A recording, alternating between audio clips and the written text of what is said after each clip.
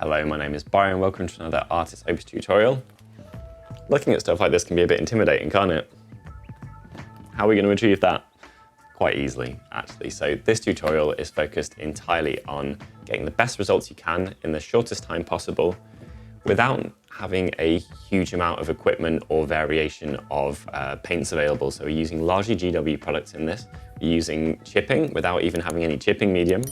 Yeah, I don't know why no one's ever tried this before, but we're going to be starting with a silver marine, spraying it with a varnish. You could brush on a varnish, either is fine. But as long as you have a shiny silver dude, you can complete all the steps in this tutorial and end up with a chipped, aged, poor, unhappy looking space marine who's been fighting an eternal war. So this tutorial is absolutely loaded with hacks, tricks, and ways to maybe make things that you thought were intimidating, less intimidating, like glowing eyes, or heavily aged looking weapons, or having your model and your base tied together. It's a complete tutorial. So if you haven't ever even painted a miniature before, you should be fine. Just a quick note, in the outro of this video, I'm going to talk about some steps that you could skip if you want to make it even faster, or some things that you could add if you wanted to fancy it up. So do stick around to the outro if you'd like to either speed it up or slow it down, and we'll sort you out. Okay, as I mentioned in the intro, you can arrive at your monitorum varnished silver Space Marine any way you like. This is how I arrived at mine, but if you want to use a spray primer and then just hit it with some monitorum varnish, that's absolutely fine. I left my gun off for access reasons, feel it's really helpful with these models in particular. It's held right in front of their chest and it's quite in the way. And I just gave it a Chaos Black prime and hit it with a layer of Abaddon Black, just stippled in the recesses, the bits I'd missed. No need to go over it with like 4 coats of primer and obscure all of your details. After that, I grabbed some lead belcher and I've mixed it with Abaddon Black again. The reason for this is I felt that kind of with the 30k aesthetic, a slightly dulled down set of chips was a good idea to fit in with that theme. However, if you want something that's more striking from across the tabletop where the chips really punch out, then I could absolutely see using a brighter silver as being a good idea. So use whatever silver you like, hit it with a layer of monitorum varnish, and then we'll be good to go. Okay, we are good to go with our base coat. Nice and simple, Abaddon Black all over. You can do it by brush, by airbrush, whatever you like. Also, if you wanted to do the first steps with a lead belcher spray, you could, but I appreciate that not everyone would have access to one. Everyone should have a spray varnish though. It's useful for a lot of things. So I've cleaned my brush out. We don't want any metallic flakes getting into our black base coat. Metallics is for underneath and over the top, not in the middle. And then we're just going to base coat it again in a very similar way to the way that we did our first steps. So this is probably going to take 2 thin coats. They're going to go quite fast though. I'll probably stipple one and then smush the other, or a combination of the two, but it will take 2 steps. The first one won't look so great, but by the time you've done the second, you'll be perfect and good to go.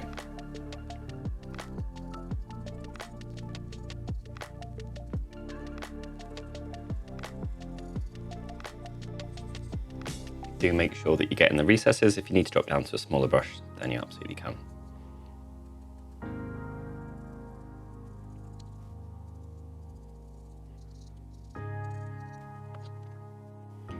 With the bolter, I only really want to hit the hands, so I'm going to try to just hit those and use my thumb to kind of mask off.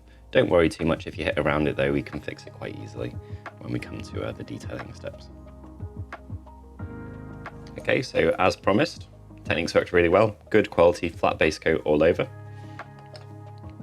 Going to take our Dark Reaper, which is one of my favorite grays from GW. Put a line of it on our palette. And what we're going to do here is an attempt at some pretty careful stippling. Don't worry if you make a mistake, you can just stipple over it with the black. That's one of the reasons for using a flat unmixed color. It's going to be super easy to fix any mistakes that happen. So we've got some black on our brush, that's absolutely fine. Grab a little bit of the gray, mix it with the black. And we just want to get a slightly off black here. We're not going for anything extreme. Test it elsewhere, it's a little bit dilute from the pad. And then what I'm going to do is remind myself once more where those highlights kind of appear.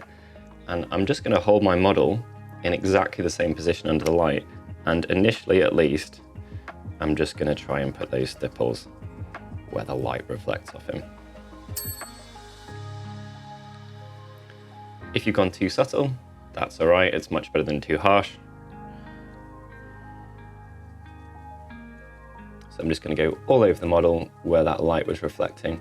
I might lighten these up a tiny bit, but the aim is for a black armor. We're not going for dark grey armor. We are going for black armor that's got some lighter patches from reflections. So we're going to do that all over. If in doubt, look where your light's reflecting. There's a perfect example. Back of the calves, kind of top mid of the backpack. Don't have to think about it. Our light is doing the job for us.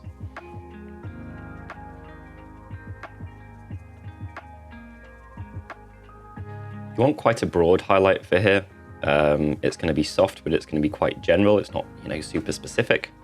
And that's going to leave us room to dot in the middle of it on the next step. Don't worry if it looks subtle. That is the point. Okay, for the next step, I've stepped down to a small here. And the aim is to still use a bit of the black in the mix that we're using.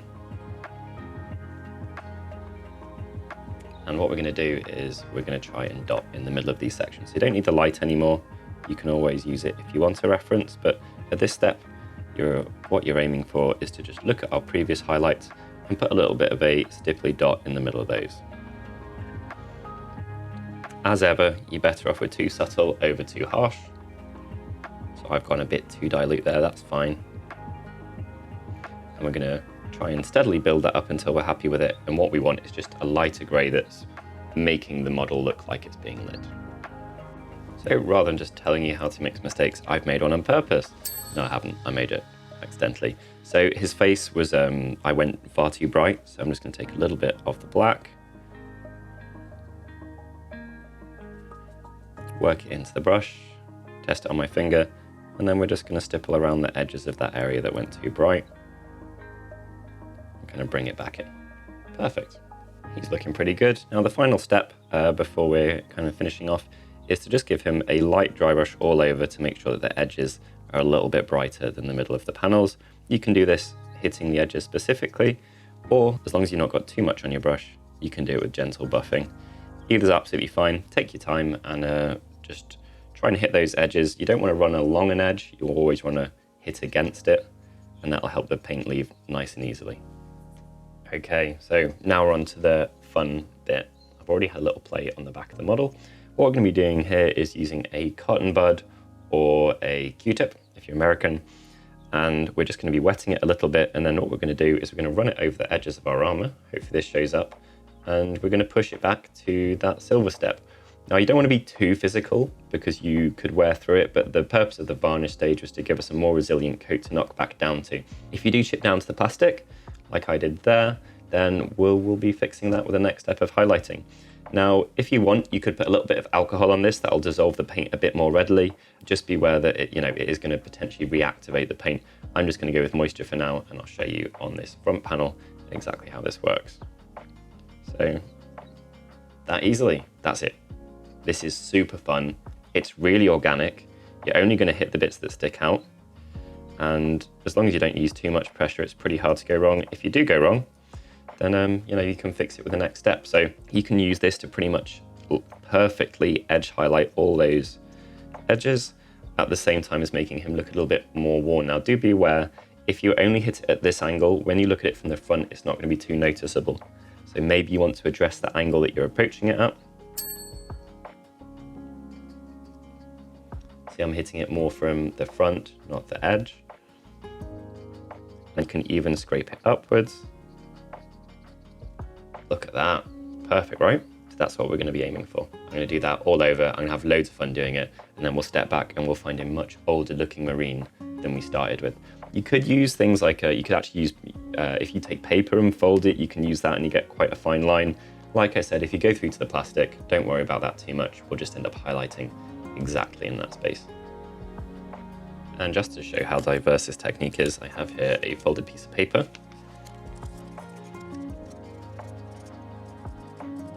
Paper's actually quite abrasive. That's why cutting through it's wood fibers, which is why cutting through paper with a scalpel really dulls the blade fast. So you can chip anything with a paper pretty easily. And if you want, you can fold it into a sharp line, and you could run it in a specific area. With a little bit of patience, you'll manage to make some quite neat scrapes. Now, as far as detailing and accessories in general go, we're going for a tabletop ready job here. We want it to be done quite fast, quite cleanly. I'm going to talk more at the end about ways you could speed this up even further, or increase the contrast if you want something that's, you know, really striking from 6 feet away across the table, and it's a little bit less subtle. What I'm going to do though is any of the detailing areas I'm going to stick with probably just a base coat wash approach.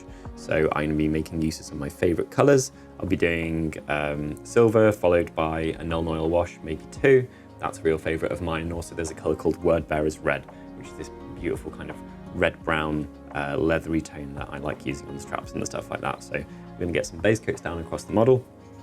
Super easy, just using a normal brush here, size 2. And with that done, we'll make some decisions about the rest of it. The piping, I'll probably just paint grey and then wash with non-oil as well. Just keeping it simple where possible to get him done. Okay, so this is why I work from references. I've noticed a couple of things about this drawing, piece of artwork, whatever it is. So number one, it's got trim. We don't have trim to deal with, so we don't have to worry about the fact that it gets darker towards the bottom and is lighter at the top. Can't really emulate that, although maybe we can on the rounder bits of the backpack, which we'll try and do at the very top at least. This definitely isn't a clean. It's not like it's silver and then it's just washing down with the black. There's a little bit of rusty suggestions there or sepia stuff, so we're going to definitely try and emulate that on our dude. So how we're going to do that is with a really forgiving 2-color process. So we're going to use the sepia.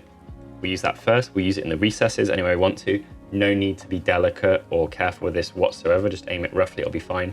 Then we'll put the null oil over the top. The areas that got seraphim underneath will end up a little bit darker because the silver will be darker there, and will also end up tinted by the color. So if we take a little look at our man, I've done this on the back of it already. So we've washed into the recesses here, the pipework, and I'll show you something techie that I've done,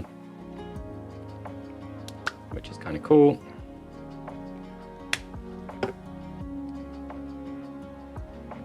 So it doesn't matter doing it a second time because whatever we do, we're just going to cover over the black, which is stronger anyway.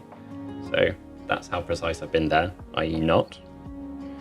Now with this bit, I'd like it to suggest that shine that we've got from the lamp. So I just kind of dragged my stroke down to the bottom and pushed it up to the top and ignored the middle. And what that's going to do is that's going to leave the middle of it comparatively more shiny. So yeah, that's it. We'll do that all over. I'm going to do it on the gun as well. And what we will do is this bit's not going to be hit with the black wash. So I'll start off turning that gold as is. But for this, just kind of push it towards the recesses a bit more.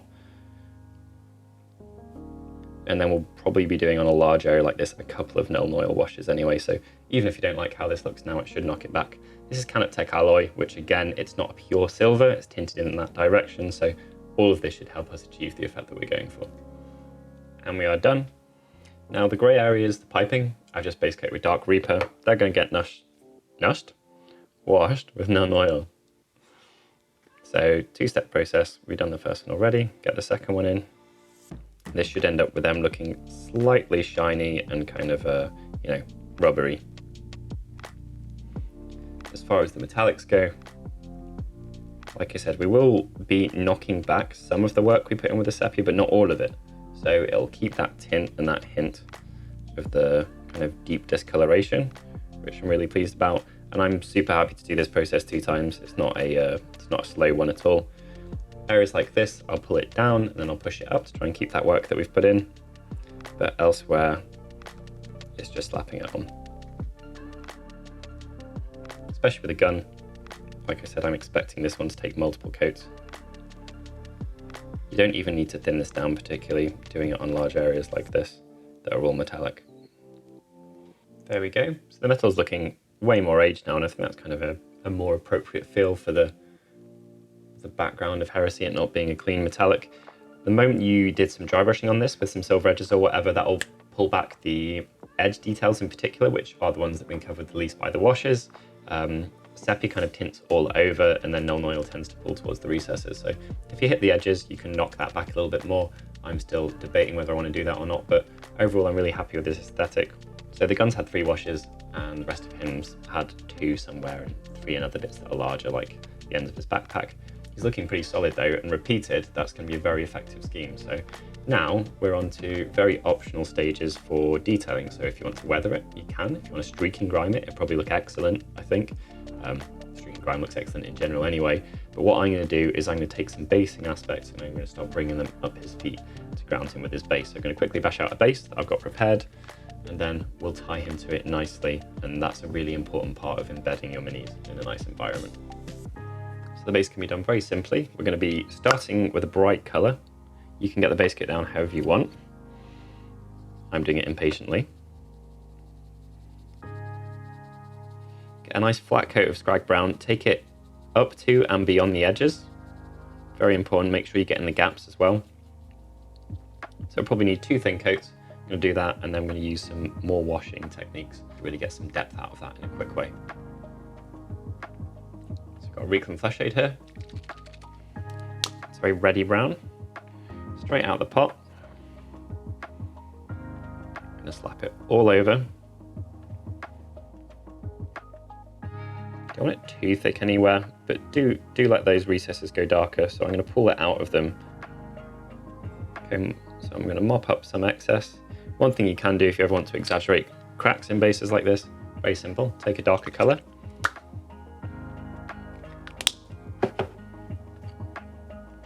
And you just dump it in. End your stroke where you want it the darkest. There we go. So you can let that dry thoroughly. Be aware that it might reactivate this or loosen your bond there. I'd hit your texture paints with a varnish before you're painting them, and it just makes them a bit more durable. But once that's done, we can give it a dry brush and we're practically done. We're not done. For the second time, I'm going to be using 2 layers of a wash. I often think you get better results using them twice. That is miles better. If you want it to pool in any of those, heavily textured, chunky, cracked sections, you can specifically dot within them. Cool. I'll let that dry, and then we will dry brush it. So while it is drying, I'm going to take Beaky, some diluted Scrag, and I'm going to start putting that in areas where dust would collect within armor plating. Luckily, this guy's feet are covered in little recesses. There's plenty of opportunities. It's easier than it looks. Just end your strokes where you want it to be the heaviest. And if anything goes too wrong, remember, it's all random. It's kind of basing and terrain and weathering, so it doesn't matter too much. This will do a lot for your models though. You'll be amazed when you see what an effect this has in terms of tying into his base and just giving him a bit more personality. So I'll do this all over, thin down, and when it's dry, it should look awesome. As for the dry brushing, we might not even need to add any paint to our brush. Yeah, we need a little.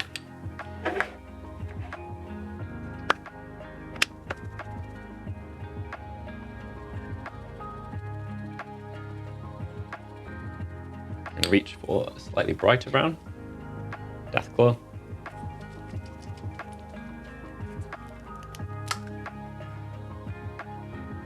Again, right up to the edges, guys.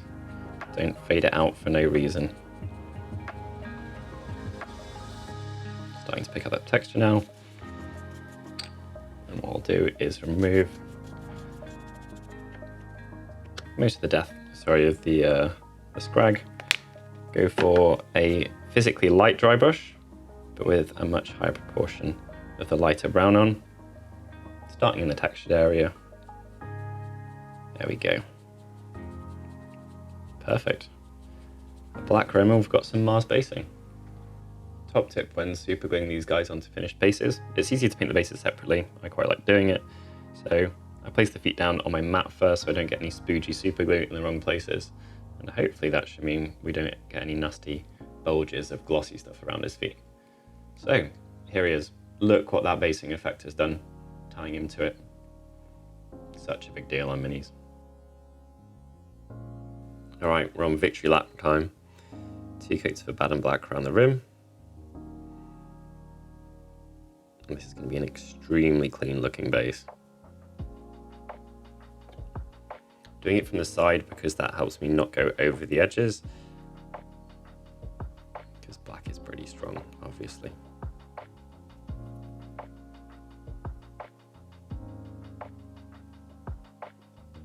There we go. Now, we're going to be using Evil Sun Scarlet on our eyes. Eyes are something people worry about a little bit too much. I've popped some rough white dots down under mine. And what we're going to do is we're going to be using thinned paint.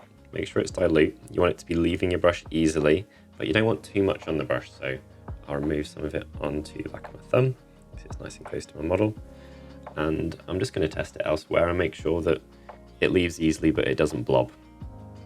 We're good. Okay, so what we're doing now is I'll just be doing little stroking motions. Turn your model upside down if that helps you get at it, or do whatever you need to do to get at it easily. Don't restrict your access.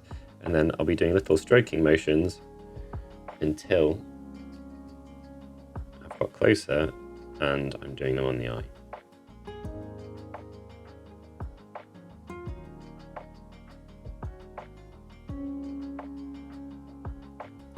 There we go. So that's the start of it done. If you want to do glowing eyes, of course, completely optional, quite intimidating for some people. I'm going to dilute that mix that I had, get some water on my brush. So dilute it even further.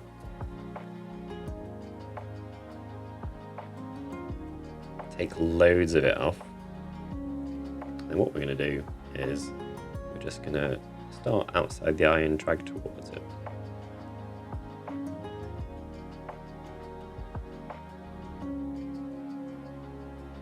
Start before it and push towards it. We're going to end our strokes closer to the eyes. It's quite difficult to go wrong with this stuff because your paint is barely opaque. So if you screw up, you're going to screw up in a very transparent way, which is a plus, I feel. So start before it, push towards it. And you can do that as much as you want, just to suggest a little bit of a glow. I'm going to do that 2 or 3 times, wait them to dry between them, and it's way less scary than you would think. It's quite a fancy looking effect once you're done as well. Now if you want to do a little highlight dot, I would do it in exactly the same way. So I've got Troll Slayer here.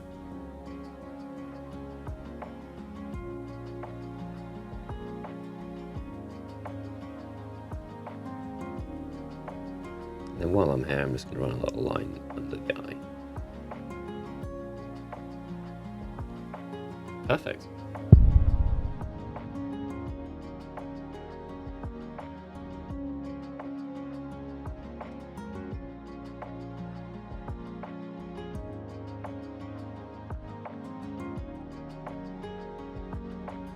Okay, so we're done. Turned out really well, actually. You know, in the middle section, maybe it didn't look so good, but often I find with miniatures that until they're 80% done, they don't look half as good as they should do. And then you do the last steps, which is always the basing on, you know, detail areas, or you put decals on, or you highlight chips or anything like that, and suddenly it looks amazing. So things you could skip to speed this up. Some of you may be in a rush, you want to get your Dark Angels on the table as fast as possible. You could just skip the highlighting section that we did with the stippling if you wanted. And especially if you're weathering it afterwards in some way, you know, times by 30 in an army, you're still going to have a really good looking force with the striking technique on it that you've exhibited nicely, and, you know, basing that's tied in with your model's feet and stuff like that, it'll look absolutely fine. If, on the other hand, you wanted to take this and kind of level it up a little bit, one of the easiest things you could do is grab a bright silver and a fine brush, you know, practice on the eyes, maybe practice on the weapons, and you could put a little silver line underneath or within our dark silver chips, and underneath that will make it look like it's catching the light on the bottom of the chip, or just within it will make it look like it's chipped deeper. And either of those are going to give you like a punchy second layer to your chips all over your miniature, because there's quite a lot of chipping on there, and it'll look amazing. You could use streaking grime all over it. We've got a streaking grime tutorial, check that out. That's a really fun technique. That's a non-GW product that I would really recommend people try out. Very, very fast, forgiving, and it's fun as well. That's very important. So yeah, that's it. If you've got any more tips or tricks of your own for achieving fast results like this that look pretty high quality and aren't intimidating for people, please pop them below and let us know what chapter you would like to be looking at. There's quite a lot. These books are massive. I'm tempted by Alpha Legion maybe, but whatever is asked for the most is the most likely to be done as the next 30k tutorial, and there's plenty of Space Marines in my box. So let us know what you'd like to see next, and we'll sort you out. Please like, please comment, please subscribe, hit that bell notification, and we will catch you in the next tutorial.